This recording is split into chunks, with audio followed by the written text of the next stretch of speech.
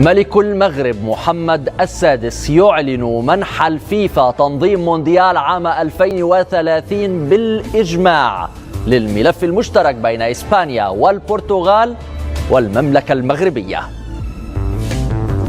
من جهة أخرى، أعلن أليخاندرو دومينيغيز رئيس أمريكا الجنوبية لكرة القدم اتحاد أمريكا الجنوبية أن المباراة أو مباراة الافتتاح ستكون في قارة أمريكا الجنوبية لكأس العالم 2030.